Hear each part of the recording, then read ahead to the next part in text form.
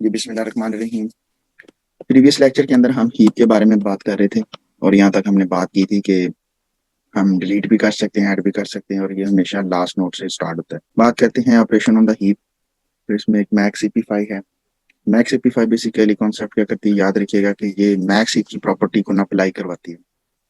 It is use to maintain या restore भी लिखा हुआ, ठीक है, the property of max heap या मिन हीप। अगर हम मैक्स हीप की बात कर रहे हैं तो मैक्स ईपी5, और अगर मिन हीप है तो मिन ईपी5। What about the build maxi? Build maxi basically क्या करता है कि हमारे पास एक अनऑर्डर डाटा होता है, उससे वो एक हीप क्रिएट करती है। And what about the heap sort? ये हमें एक सॉर्टेड अरे प्रोड्यूस कर देती है। अब मैं इसके ऊपर इतना टाइम नहीं लगाऊंगा कि व्हाट इज दिस तो मैं थोड़ा सा आगे मूव करता हूँ कि बेसिकली हमारा हीप मैक्स ईपी5 का फंक्शन करता क्या है। तो मैं मैक्स ईपी5 के एल्गो को कॉपी करता हूँ और ड्राई रन की शीट पे मूव करते हैं और बताते हैं कि basically what we are doing with this max ईपी5।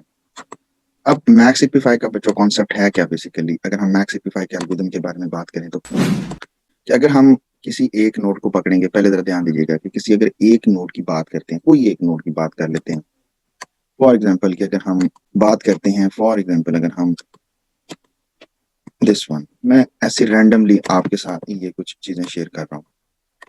अगर आप बच्चों फॉर एग्जांपल इन नोड्स की बात करते हैं, मैक्स ईपी5 की बात करें, अगर फॉर एग्जांपल 4 हमारा कोई एक नोड है, मैं ऐसे ही कह रहा हूँ कि 4 if the I in the particular node is the fourth node, यानी सेकंड नोड जिसकी वैल्यू फोर्थ है, तो मैक्स ईपी5 करता क्या है, वो पहले तो ये चेक करेगा कि क्या इसके ऊपर अप्लाई हो रही है हीप की प्रॉपर्टी के नहीं, क्या 4 बड़ा है 2 से, फॉर एग्जांपल, या 4 अपने लेफ्ट और राइट से बड़ा है, यानी 14 और 7 से बड़ा है, आप देख सकते हैं स्क्रीन पे।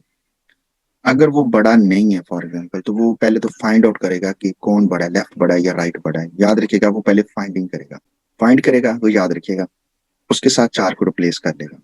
फॉर एग्जाम्पल 4 इधर 14 की जगह पर आ जाएगा। फिर इसके बाद क्या करेगा, याद रखिएगा मेरी क्लास, इसके बाद वो फिर क्या करेगा कि वो फिर अगेन, मैं इसको थोड़ा बड़ा कर रहा हूँ, वो क्या करेगा, वो अगेन इस प्रॉपर्टी को उस वक्त तक अप्लाई करता रहेगा कि जब तक ये जो आपका जो ट्री है ना, ये मैक्स की फॉर्म में ना आ जाए। क्लास अब बात करते हैं कोड के बारे में। कोड को अंडरस्टैंड करिएगा, ध्यान रखिएगा। मैक्स हीप के अंदर हम एक, याद रखिएगा, एक अरे दे देंगे, एक उसका आई इंडेक्स दे देंगे और एक उसका टोटल साइज दे देंगे। मैक्स ईपी5 के अंदर याद रखिएगा, हम एक अरे देंगे, उसका आपको इंडेक्स दे देंगे, जिस इंडेक्स के ऊपर आप मैक्स ईपी5 अप्लाई करना चाहते हैं, याद रखिएगा जिसको आप जिसके ऊपर अप्लाई करना चाहते हैं। और सेकंड वन, आप उसका साइज दे देंगे। Size is not an necessary, अगर आप साइज दे देते हैं तब भी अच्छी बात है, अगर साइज नहीं भी देते तो भी कोई नहीं। कुछ एल्गोरिथम्स के अंदर आपको सिर्फ अरे और उसका इंडेक्स मिलेगा, कईयों में साइज दिया हुआ है, कईयों में साइज नहीं दिया हुआ, इसके कोई इशू नहीं है। सबसे पहले हम क्या करेंगे, हम इसका लेफ्ट और राइट चाइल्ड निकाल लेंगे। फॉर एग्जाम्पल कि लेफ्ट ऑफ आई, जरा गौर से देखिएगा, लेफ्ट ऑफ आई क्या करता है, लेफ्ट ऑफ आई ये मैंने खुद लिखा बच्चों, 2i, 2 था तो 2, याद रखिएगा 2 ज़रबे 2 4, तो लेफ्ट आई इज 4, याद रखिएगा कि 4 है। ये इमेज की फॉर्म है इसलिए मैं इस पे हाईलाइट नहीं कर पा रहा, तो मैं यहाँ पे चले मेंशन कर देता हूँ, इसका जो लेफ्ट चाइल्ड है वो 4 है। मैं लेफ्ट चाइल्ड के लिए इधर 4 मेंशन कर रहा हूँ, इसको थोड़ा बड़ा कर देते हैं और कलर बोल्ड भी कर देते हैं। लेफ्ट इज 4, ठीक है जी। अब आते हैं बच्चों इसके राइट चाइल्ड के ऊपर, कि हमने बात की कि ये तो लेफ्ट चाइल्ड था, अब आते हैं राइट साइड के ऊपर। अब राइट साइड मैं इसी को कॉपी कर लेता हूँ ताकि आपको समझ आ सके। राइट साइड के लिए क्या था, 2 ज़रबे 2 4 जमा 1 5, तो इसका जो राइट साइड है वो 5 है। अब सबसे पहले जरा गौर से देखें कि इफ यहाँ पर हम हीप साइज हमें चले दिया हुआ है, अगर ना भी दिया तो मैंने कहा कि कोई जरूरत नहीं पड़ती। क्या L is less than and equal to N, क्या ये रेंज से बाहर तो नहीं चला गया, फर्स्ट ऑफ ऑल, कि क्या ये विद इन रेंज है, with in array of size है।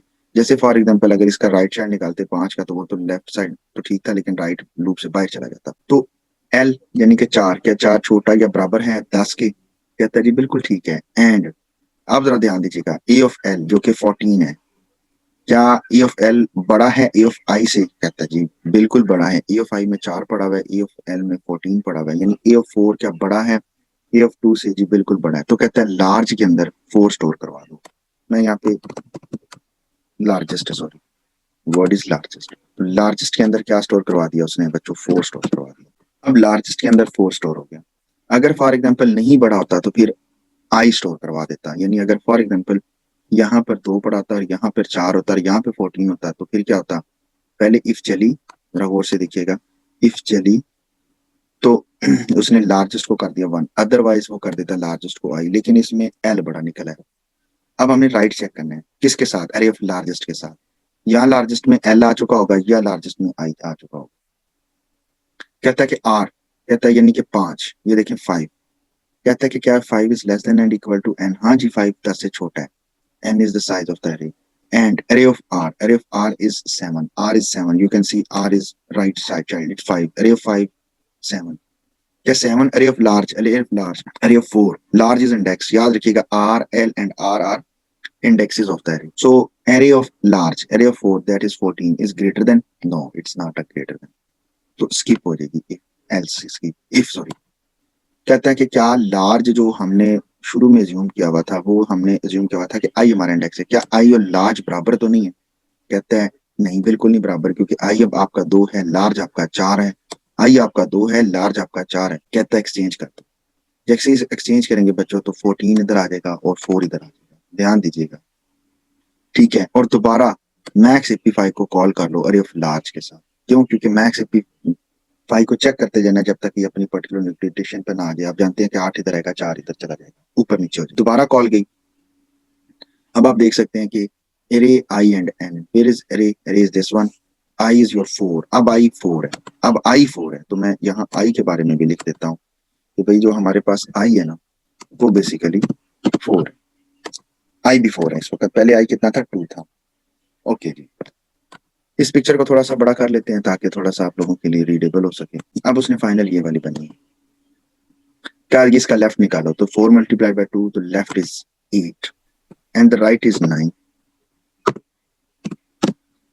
अब ये मैं रिमूव करूंगी, हम जुबानी बोल लेंगे। कहता है जी कि देखें, गौर से देखें, कहता है अरे ऑफ आई, पहले क्या एल उसके अंदर है, हम दोनों ये दोनों कंडीशंस को हम जानते हैं कि L is less than and equal to N, no. इसी तरह R is less than equal to N, no, क्योंकि 10 है तो ना 8 10 से बड़ा है ना 9 10 से बड़ा, तो ये दोनों चेक वैसे ही हमें पता है बाईपास हो जाने। And L of and operator लगा हुआ, and A of L is a of 8, A of 8 is 2 is greater than array of I, array of 4 is 4, array of 4 is 4 ही है। कहता है नो, तो कहता है जी कि लार्जेस्ट के अंदर क्या स्टोर करवा दो, 4, लार्जेस्ट के अंदर 4 ही स्टोर हो गया, पहले भी 4 था, अब दोबारा इटरेशन में जब बना तो वो 4 ही, इसलिए मैं इसको रिप्लेस नहीं कर रहा।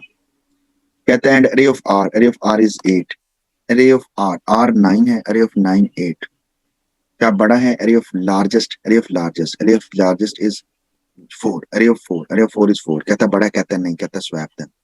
अब बच्चों लार्जेस्ट में क्या आ गया आपके पास, अब आ गया 9, कहता है कि if largest is not equal to I, I 4 largest 9, कहता स्वैप देन, स्वैप किया बच्चों 8 ऊपर 4 नीचे। दोबारा मैक्स एपीफाई को कॉल कर दी, दोबारा कॉल कीजिए तो आपके पास लेफ्ट क्या बन गया, अब 9 का लेफ्ट जो बना वो बना 18 और इसका राइट बना 19। कंडीशन फॉल्स हो गई, 3 फॉल्स हो गई, याद रखिएगा, फिर 6 फॉल्स हुई, दोनों फॉल्स हुई, पहले क्योंकि एंड ऑपरेटर लगा हुआ, फिर 6 फॉल्स हो गई।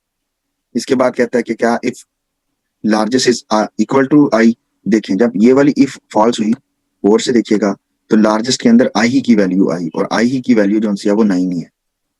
तो इफ ये वाली फॉल्स हुई, ये खत्म होगी, तो उसने क्या कि i is not equal to largest, नहीं भाई आई भी आपका जो है वो इस वक्त 9 है, लार्जेस्ट भी 9 है, तो लिहाजा ये इफ भी ब्रेक हो जाएगी, लिहाजा दोबारा रिकर ये नहीं चलेगी। तो इस तरह आपका जो एक ऐसा ट्री जो कि कंप्लीट बाइनरी था, जो एक मैक्स हीप की प्रॉपर्टी होल्ड नहीं कर रहा था, आफ्टर अप्लाइंग द मैक्स एपीफाई, अब वो आपके पास हीप की फॉर्म इख्तियार कर चुके हैं। किसी को यहाँ तक अगर कोई प्रॉब्लम है तो बच्चों अभी मेरे से पूछो। अच्छा, मैं स्लाइड की तरफ आ रहा हूँ ताकि वो जो स्लाइड के अंदर जो एक नोटेशन होती है उसका पता चल सके। ठीक है, दो क्या कर रहा था, प्रॉपर्टी को होल्ड नहीं कर रहा था, आप देखें जी उसने एक्सचेंज किया, फिर ही प्रॉपर्टी रिस्टोर हो गई और अभी हमारे पास एक हीप ट्री है हमारे पास, ठीक है, मैक्स एग्जम्पशंस हैं, आप इसको पढ़ लीजिएगा, और इस तरह हमने अप्लाई किया पूरे का पूरा। अब थोड़ा सा आगे चलते हैं, और अगर हम मैक्स एपीफाई की टाइम कम्प्लेक्सिटी को निकाल लें तो बच्चों वो बिग ऑफ लॉग एन बनती है। मैं इस पर टाइम वेस्ट नहीं करूंगा क्योंकि जो लेंथ ऑफ हीप है ना, हमने देखा था जो हाइट ऑफ द हीप है वो बेसिकली कंप्लीट बाइनरी ट्री है और उसकी जो हाइट है वो लॉग एन है।